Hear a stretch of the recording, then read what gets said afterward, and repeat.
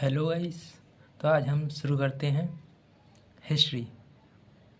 History में हम पढ़ते हैं मध्यकालीन भारत।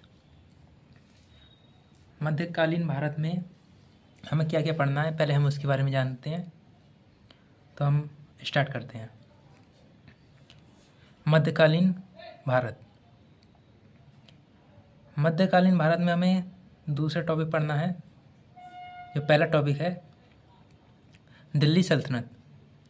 दिल्ली सल्तनत में 712 एडी से 1520 एडी तक दिल्ली सल्तनत चलता है।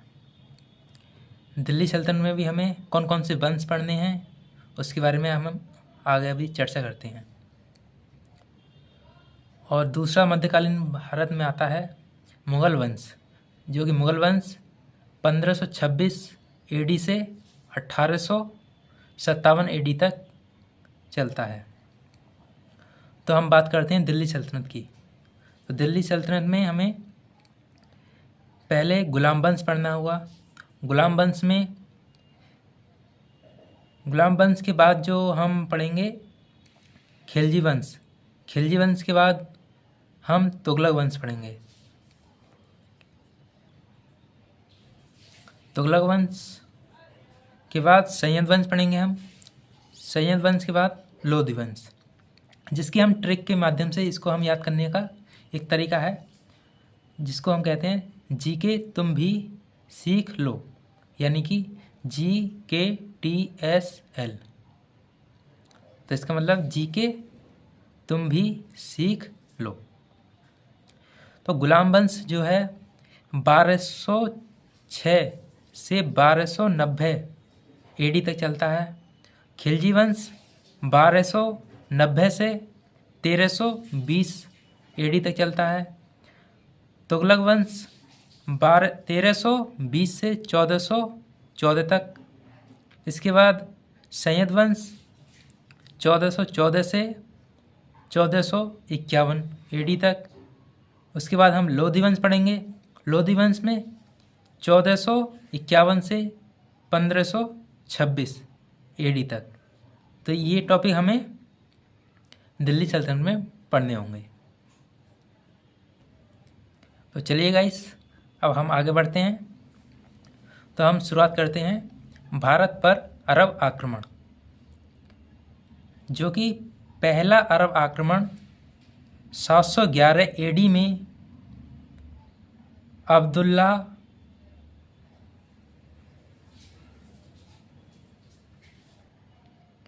ने किया था, जो कि असफल रहा। दूसरा अरब आक्रमण 711 एडी में ही बुदेल के समय हुआ। बुदेल ने किया, जो वो भी असफल रहा।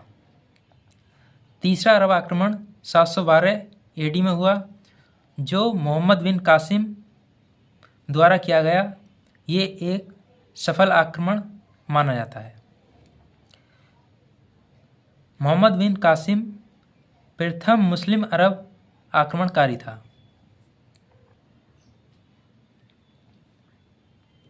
मोहम्मद बिन कासिम जो अल हजाज का सेनापति था, और ये कहाँ से आया था? ये खैबर दर्रे से आया था। आक्रमण क्यों हुए इसके बारे में भी हम जानते हैं। क्या उद्देश्य रहे इसके बारे में हम पहले जानते हैं। आक्रमण क्यों हुए? इनका पहला उद्देश्य था धन को लूटना, और दूसरा इस्लाम का प्रचार प्रसार करना। ठीक है, फिर इसी क्रम में हम आगे जानते हैं कि कोई भी आक्रमण सिंध क्षेत्र से होता था। सिंध का शासक दाहिर था। दाहिर जो एक शक्तिशाली शासक था। आगे, इस्लाम धर्म का प्रवर्तक पैगंबर मोहम्मद को माना जाता है। इनकी मृत्यु के बाद एक पद बनाया गया, जिसको खलीफा कहा जाता है।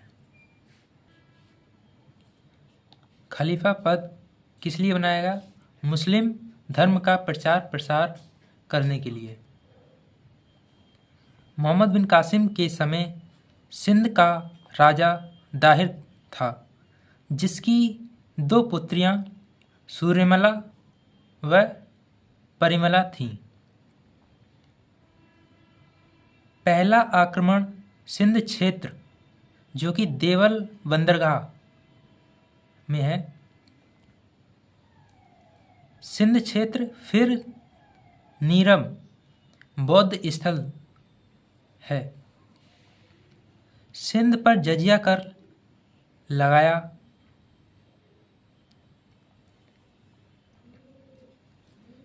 जजिया कर एक ऐसा कर था जो गैर मुस्लिमों पर लागू किया गया तथा ब्राह्मण, विधवा, विकलांग पर लागू नहीं था। इन सब की जानकारी हमें कहाँ से मिलती है? इन सब की जानकारी हमें चचनामा पुस्तक से मिलती है। चचनामा अली अहमद द्वारा लिखित गई है।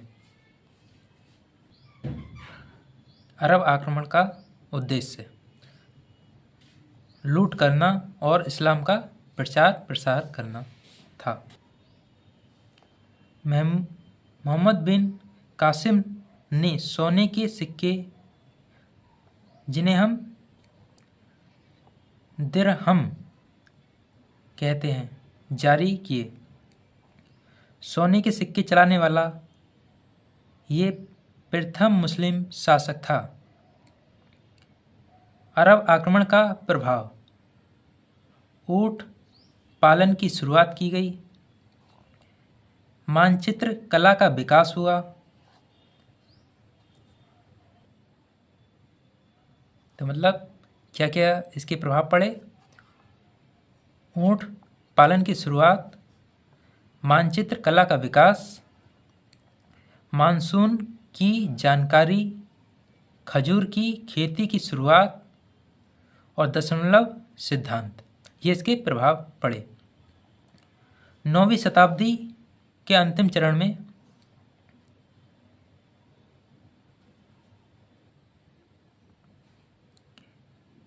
ट्रांसआफ्रिकाना, खुरासान और ईरान के कुछ भाग पर सामनी शासकों का शासन था। सामनी शासक जो ईरानी मूल के थे। शासक कौन था? अवुल मलिक। अवुल मलिक का गुलाम अल्फतगीन था।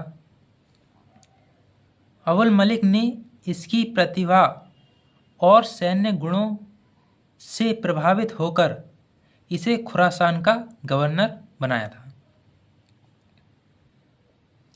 तो हेलो गाइस, हमने आज के टॉपिक में अरब आक्रमण पढ़ा। उसके बाद हम नेक्स्ट वीडियो में भारत पर तुर्क आक्रमण पर एक वीडियो लेकर आएंगे।